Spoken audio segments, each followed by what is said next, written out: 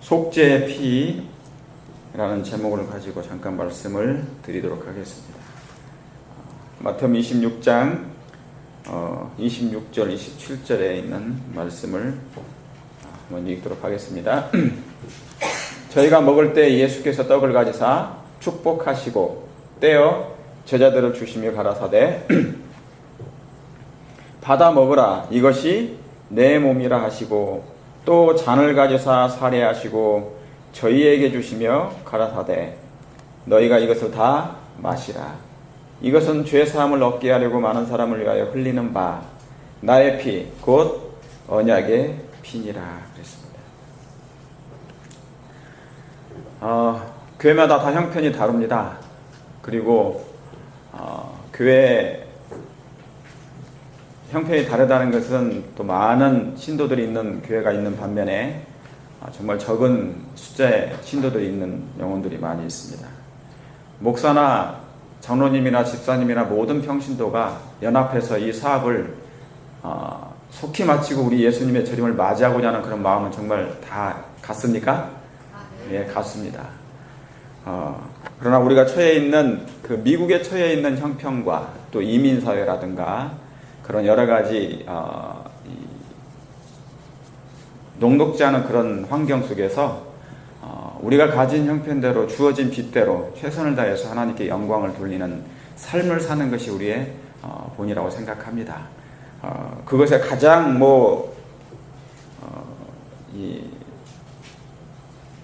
바쳐야 될 게 헌신해야 될 사람은 당연히 목사이면서 또한 목회자 가족입니다.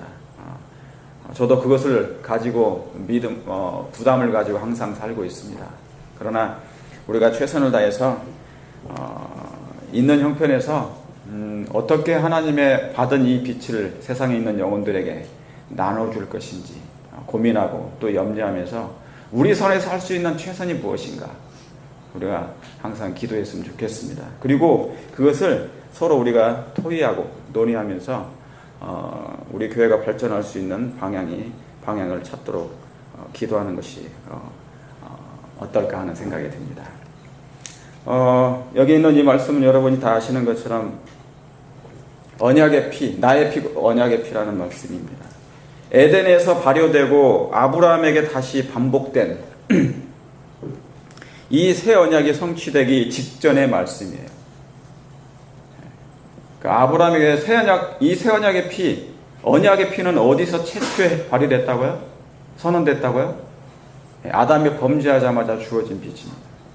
그게 새 언약이라고 해요. 옛 언약은 모세 때 세워진 언약이고 그건 짐승의 피로 한 것입니다. 그러니까 예수님 때 그 흘리신 예수님의 보혈의 피는 에덴에서 아담과 하나님이 새롭게 맺은 언약의 표인 것입니다.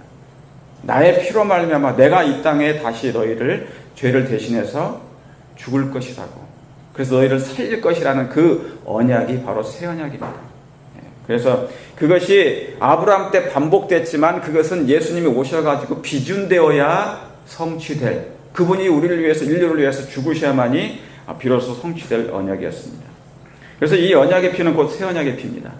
인류의 희망이 구주께서 오셔서 우리를 대속하시는 기별입니다.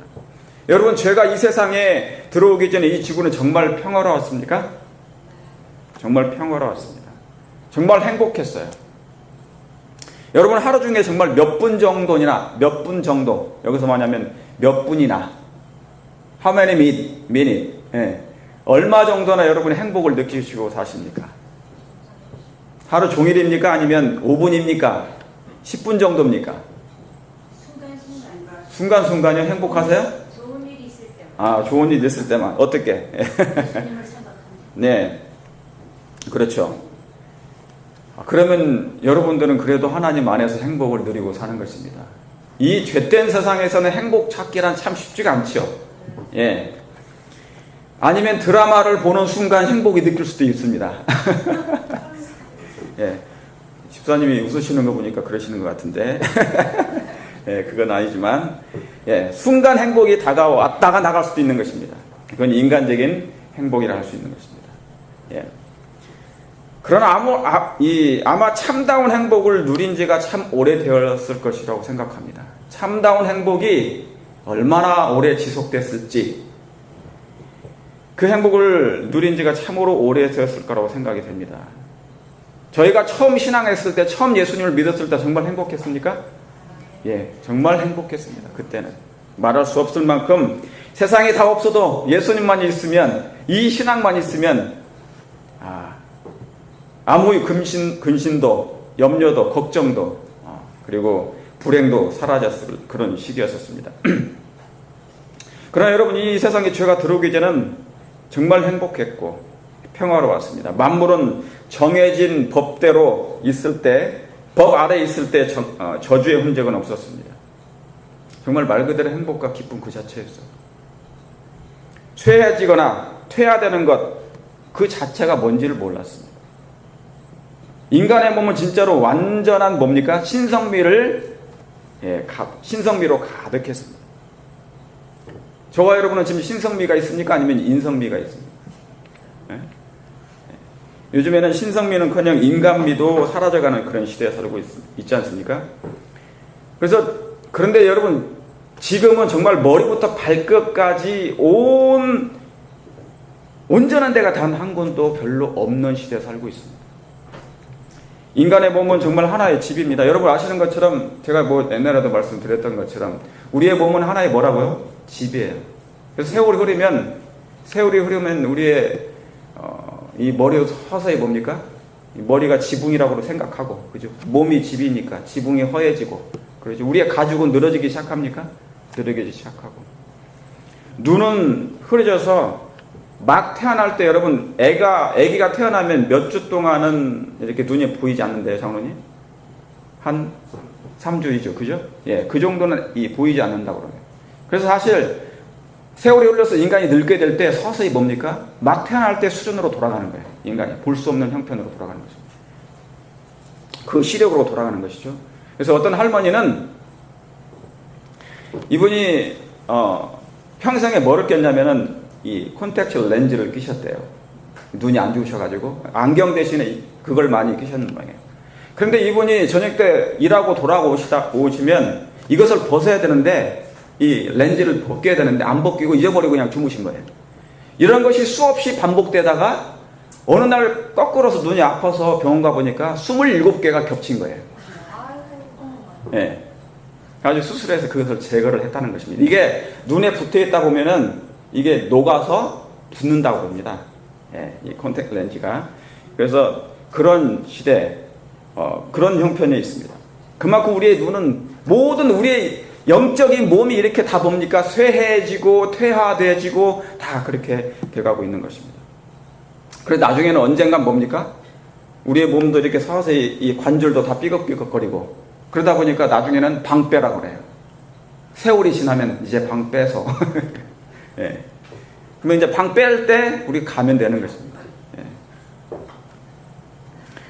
여러분, 죄가 들어오기 전에 이 지구는, 이 세상은 정말 경쟁도 없었어요. 시기도 없었습니까? 질투도 없었습니까? 불만과 불평도 없었습니까? 없었어요. 이기심도 없었고, 무관심도 없었고, 무정함도 없었어요. 무관심, 무정함, 예, 무정함, 정이 없는 것. 그 시대는 그런 게 뭐예요? 찾기도 힘든 시대입니다. 뭔지도 모를 때인 것입니다. 죽어가는 것은 하나도 없었을 뿐만 아니라 고통과 피곤은 모를 때입니다. 여러분, 사실은 일을 안 해도 하루 종일 하루를 지내면 피곤해요, 안 피곤해요? 예, 우리 아이는 하루 종일 자고 먹고 하는데도 피곤하다고 저녁 때 자더라고요. 집에서 방학 때 보니까 할 일이 아무것도 없어, 애들이. 그런데 저녁 때 되면 피곤하다는 거예요. 그러면 잠을 청하는 거예요. 그러니까 요즘엔 여러분, 시대가 이 땅은, 죄악의 세상은 뭡니까? 일을 하지 않아도 피곤한 세상이에요. 밤에도 쉬지 못한다는 말씀이 있지 않습니까? 잠언서에는. 밤에도 쉬지 못하는 거예요. 그런데 우리가 죄가 들어오기 전에 그 에덴의 생애를 보면 얼마나 행복했을까?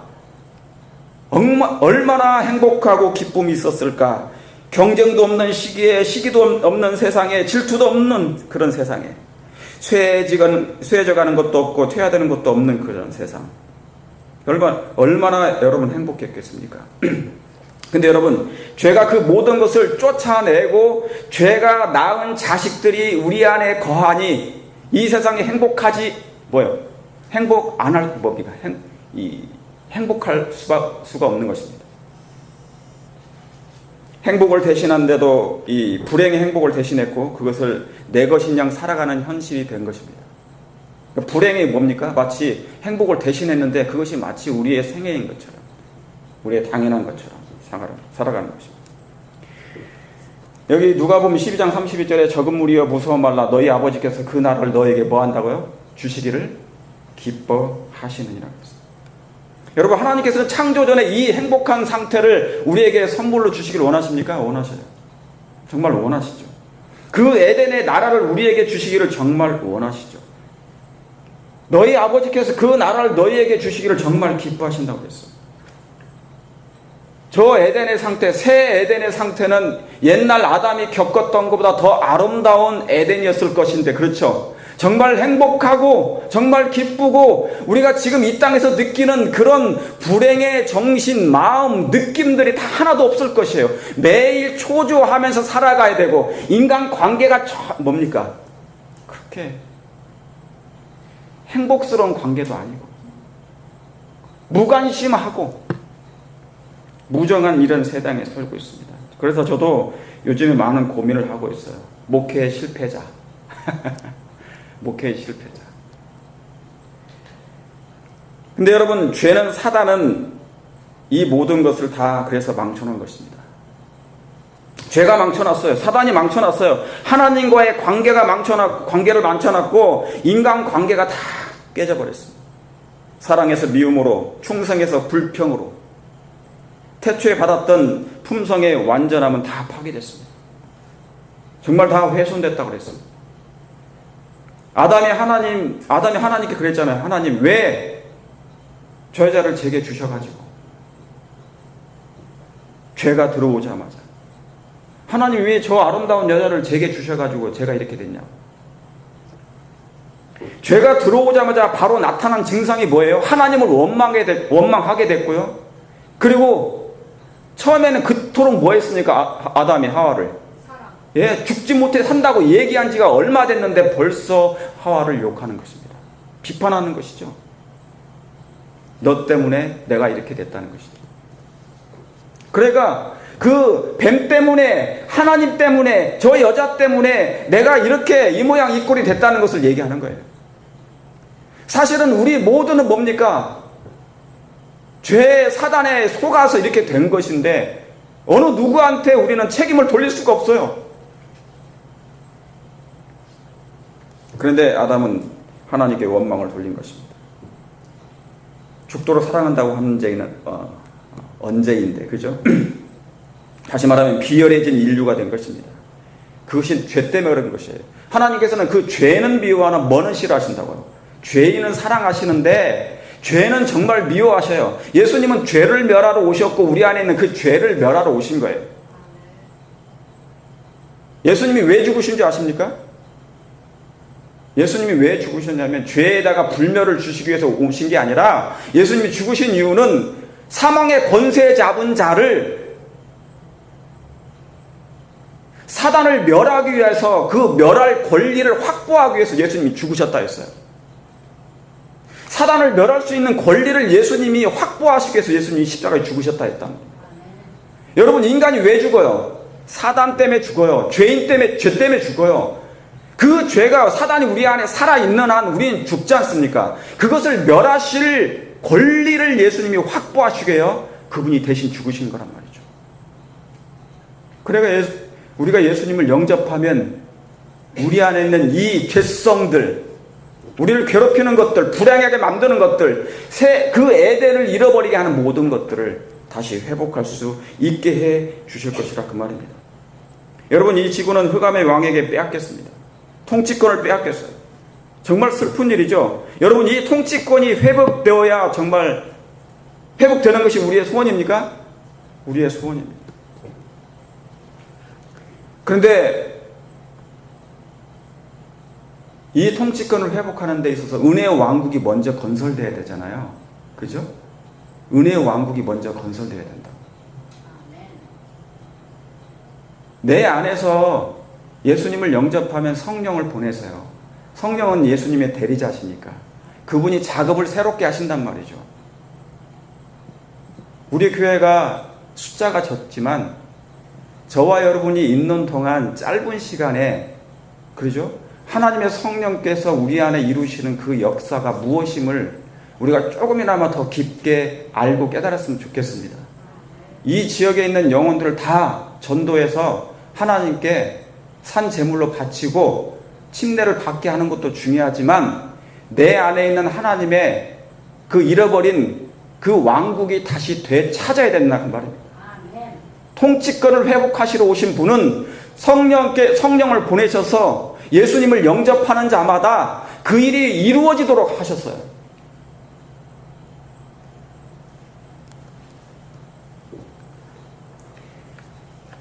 여러분, 이 모든 문제가 뭐 때문에 그렇다고요? 죄 문제라는 것입니다. 사망의 열쇠를 잡은 자, 쥔 자, 사단이 만든 그 죄는 하나님을 잃어버리겠고 불멸을 잃어버리겠어요. 불멸이 뭡니까?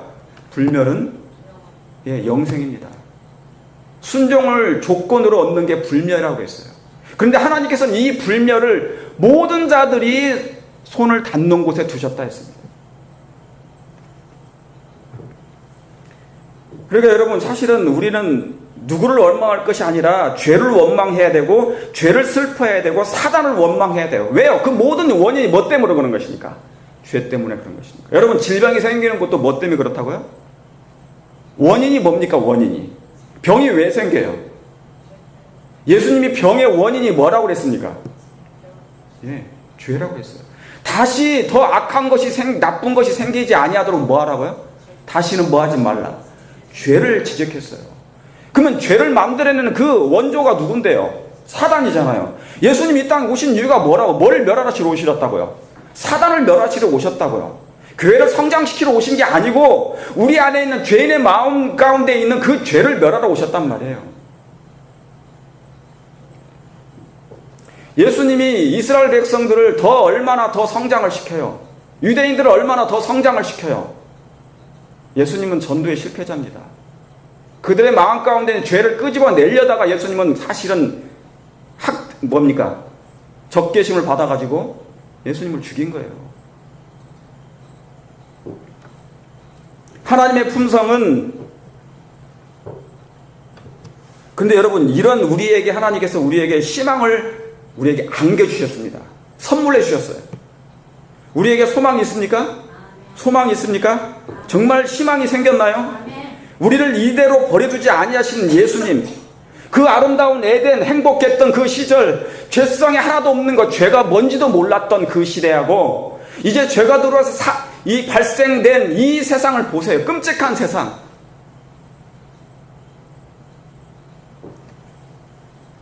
우린 예수님의 사단을 멸망시킬 수 있는 그 권리를 예수님이 확보하신 것에 대해서 먼저 감사하셔야 됩니다. 내 근본적인 문제를 하나님이 해결해 주시러 오셨다고. 기도원의 300명 저는 원합니다.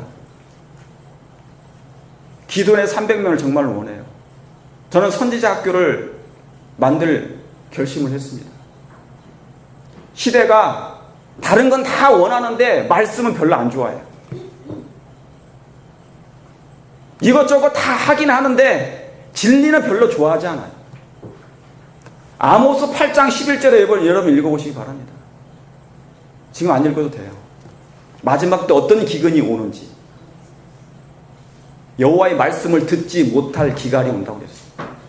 근데 지금 그것을 준비하지 않으니까 여러분, 진리가 들어오고 성령께서는 진리를 통해서 우리의 마음의 품성을 변화시켜줘요.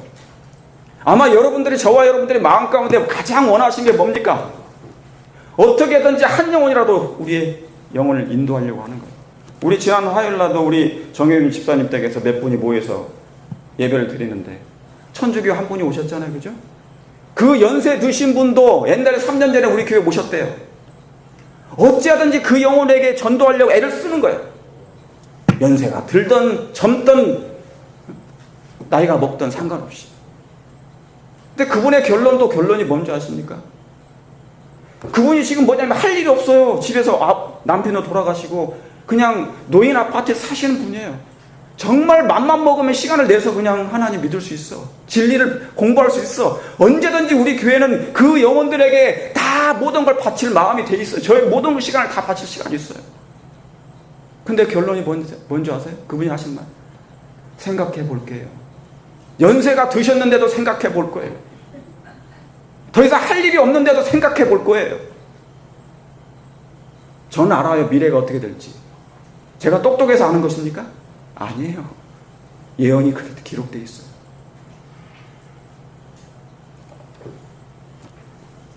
하나님의 품성은 인류가 이대로 잃어버린 채로 그냥 버려두지 않으셨어요.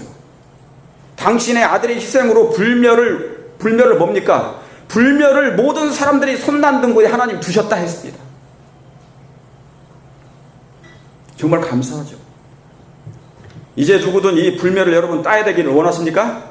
생명나무의 그 길이 막혀서 예수님이 다시 한번 그 생명나무의 길을 각 선지자들마다 각 시대의 선지자들을 그들의 손에 뭐를 주셨어요? 생명나무의 가지들을 이 땅에 모든 사람들에게 뻗어 닿을 수 있는 곳에 내려보냈단 말입니다. 그게 진리예요. 예수님이에요. 그리스도의 의란 말입니다. 제가 여러 번 말씀드렸던 것처럼 제7일 안식일 예수철림교회는 하나님의 특별한 마지막에 품성의 옹호자고 품성의 그물입니다. 두 가지를 먼저 준비해야 돼요. 여러분 그리스도의 성교봉사 읽어보세요. 적은 교회에 있을수록 스몰 처치에 있을수록 먼저 마음을 준비시키라고 그랬어요. 일꾼이 있어야지 영혼을 구원하죠. 사람이 준비돼야지 영혼을 구원하죠. 그렇지 않습니까?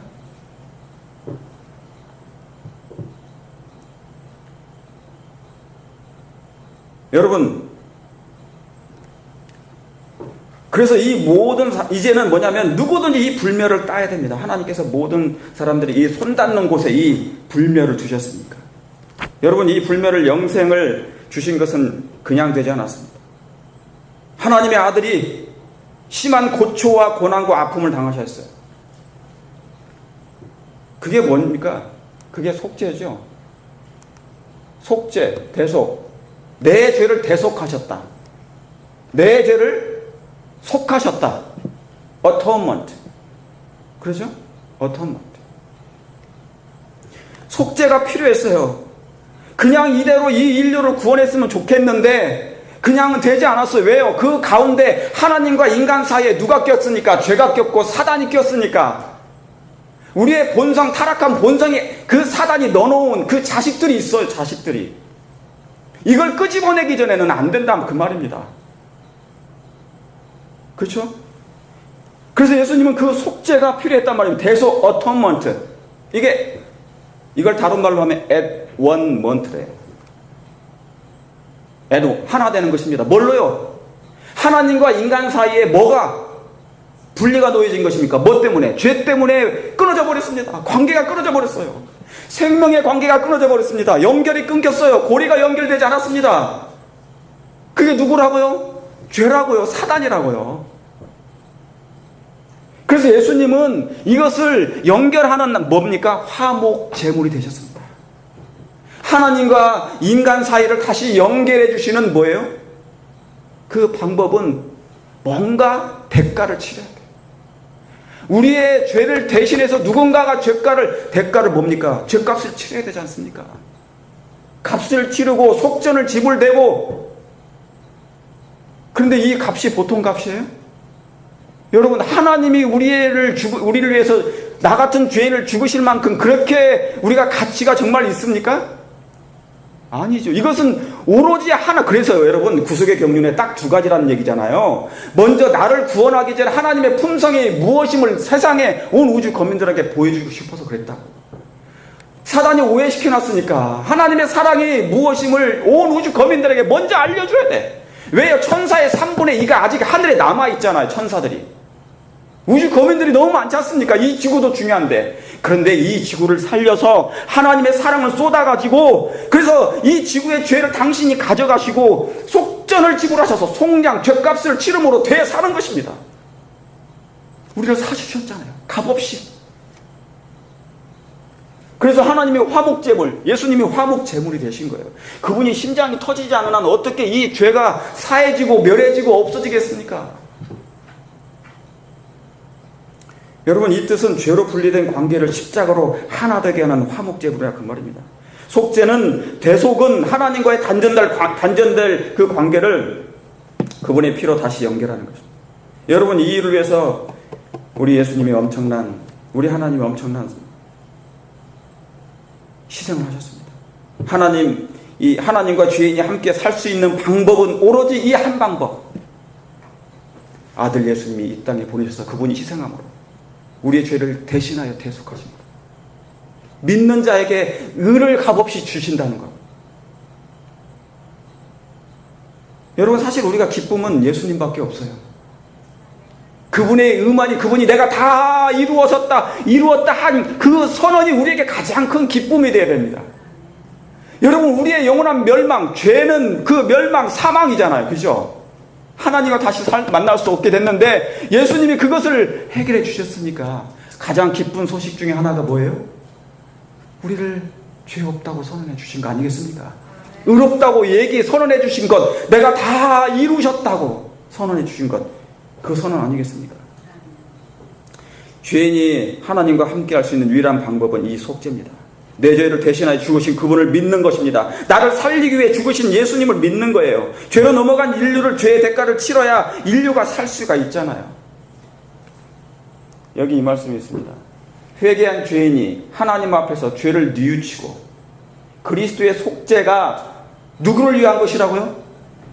예수님의 속죄가 그대를 위한 것임을 깨닫고 이 속죄를 이 생과 내생의 유일한 소망으로 받아들일 때 그의 죄가 뭘 받는다고요? 용서를 받는다. 이게 뭡니까? 이것이 믿음으로 말하는 신이라는 것입니다.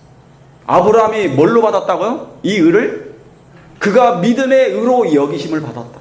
여러분, 이 말씀을 믿으십니까? 그 속죄가 여러분 자신을 위해서, 우리 자신을 위해서 하나님이 베푸신 걸 믿으십니까?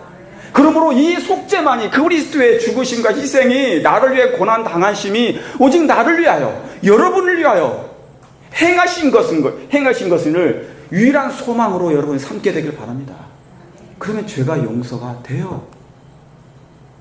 여러분, 이게 기쁘지 않습니까? 이 속죄가 여러분을 위한 것임을, 그분이 죽으심을, 우리를 위한 것임을 한번 곰곰이 명상하시길 바랍니다. 하나님, 제가 뭔데 예수님이 이 땅에 오셔서 이 놀라운 희생을 치르셨습니까? 하나님, 왜 다 이루었다고 선언해 주셨죠? 왜 다 이루셨습니까? 뭐를 이루셨습니까? 왜 의를 나타내 주셨습니까? 왜 율법의 요구를 충족해 주셨습니까? 이 지구상에 의인이 없었는데 예수님이 왜 그 일을 이루 주셨습니까? 내 대신에. 이게 뭐예요? 이제 아담은 실패했으니까 새 아담이 오셔가지고 새 아담 예수님 안에서 예수님이 승리하면 예수님 안에서 다시 태어나면 돼요. 새 아담 예수님 안에서 물과 성령으로 태어나면 그 사람은 뭡니까? 의롭다 하심을 받는 새로운 의인들이라고 말입니다. 지구 창조를 재창조하는 것입니다. 그래서 땅에 번성하는 것이에요. 충만하는 것입니다. 창세기 1장 26절에 다시 회복되는 것이에요. 이것 때문에 예수님이 이렇게 하셨습니다. 그가 찔림은 우리의 뭐 때문에? 허물을 위하며 그가 상하심은 우리의 죄악을 인함이라. 그가 징계를 받음으로 우리가 평안을 누리고 그가 채찍에 맞음으로 우리가 나음을 입었도다. 다 이게 누구 때문에? 그분의 속죄는 누구 때문에 그래? 예수님이 찔리시면 저와 여러분 때문에, 예수님이 상하시면 우리의 죄악을 인해서, 예수님의 징계를 받으시면 우리가 평화를 누리게 하시려고 그가 채찍에 맞음으로 그렇게 하신 것입니다. 여러분, 그분의 사랑이 징계도 상함도 채찍도 견뎌내신 것은 다 한 영혼 여러분을 위해서 하신 것입니다. 여기 예루살렘은 그분이 돌보아 오셨던 자녀였으므로 사랑하는 아버지가 방탕 아들에 관하여 슬퍼하는 것처럼 예수님께서는 사랑하는 도성을 보시고 오셨다. 내가 어찌 너희를 버릴 수 있겠느냐? 내가 어찌 네가 멸망에 빠진 것을 볼 수 있겠느냐? 네가 불의한 잔을 채우도록 놔둘 것이다. 한 영혼의 가치는 너무도 커서 그것과 비교할 때 온 천하는 뭐예요? 하찮게 보인다. 우리 장로님, 집사님 한 분 한 분은 뭐예요? 온 천하보다 더 뭐하다고요? 귀하다고요. 그것 때문에 하나님께서 속전을 지불하시고 이 땅에 오셔서 죄값을 다 치렀지 않습니까? 여러분, 더 이상 죄에서 이제 해방됐습니다. 그걸 믿으십니까? 죄에서 노인바 됐습니다. 예수님을 의지하는 자는, 믿는 자는 사망으로부터, 사단으로부터 뭐예요? 영원히 이제 놓인 것이에요. 그걸 믿으십니까? 너를 버릴 수 있게. 여러분, 사단이 원하는 게 뭔지 아세요? 이 사상, 이 생각을 못하게 하는 거예요. 속죄가 아무 느낌이 없게, 정말 내가 구원 받았나, 이거요. 느낌 없어지는 거예요. 이걸 만드는 것이 사단이 일인 것입니다. 하나님은 죄를 멸하시지만 사단은 우리 안에 뭡니까? 의를 멸해요. 자꾸 그 생각을 멸하는 것입니다. 여러분, 우리가 매일 왜 제단을 쌓는 줄 아십니까? 조석으로? 왜 기도하고 왜 말씀 봅니까? 이거 다시 한번 되뇌려고 하는 것입니다. 네 마인드 하려고, 내 마음에. 사단은 뭐예요? 이걸 잃어버리게 하려고 하는 것이거든요. 네가 멸망에 빠진 것을 내가 어찌 볼 수 있겠느냐. 여러분, 하나님께서는, 하나님의 사랑은 이 잃어버린 지구와 잃어버린 인류를 버릴 수가 없습니다. 이 일로 그분은 온 우주 거민들에게 하나님의 품성은 사랑이심을 증명하셨습니다. 속죄의 피, 속죄의 피와 살. 오늘도 우리는 예전처럼 또 떡과 포도주를 먹게 될 것입니다. 먹고 마시게 될 것입니다. 이 예식을 행하는 이유는 딱 한 가지입니다. 예수님 보고, 예수님 사랑해서 예수님처럼 변화되는 품성 변화입니다. 품성 변화에 있습니다. 그 은혜를 힘입어 변화되는 것입니다. 여기 우리 이거 잠깐 읽고 마치겠습니다. 우리 다 같이 한번 읽어볼게요. 시작. 그분은 성령에 의해서만 이루어질 수 있는 품성 변화를, 운명을 결정하는 것은 품성이다. 왜 그렇게 품성이 중요합니까? 하나님의 품성을 우리가 뭐예요? 옹호해줘야 되니까. 옹호해줘야 되니까. 이 모든 것에서 우리의 모든 활동이 이루어져야 됩니다. 이 모든 것에서. 유행적으로 무엇이, 누가 어느 것이 하니까 우리도 따라서 하는, 그래서 한 바퀴 돌면 더 이상 할 게 없는 그거 말고요. 유행적인 봉사 말고 정말 우리 안에 하나님의 사랑을 그 영혼들에게 나눠줄 수 있는 그런 마음을, 자격을, 자질을, 품성을 갖출 수 있는 준비를 먼저 하자고요. 이 일은 하나님께서, 성령께서 해주실 마음이 있으십니까? 이미 하나님께서 약속하셨습니다. 유대 백성들에게 추수하러 오셨는데 추수할 곡식이 별로 없었지 않습니까? 아무쪼록 오늘 이 떡과 포도주를 드실 때 형식적인 그 의식에 멈추지 마시고 다시 오실 예수님을 만날 준비를 우리 하십시다. 그래서 예수님의 오심을 위해서 더욱 품성이 준비되어 주므로 주님을 만날 수 있는 저와 여러분 되시길 바라면서 말씀을 드리겠습니다.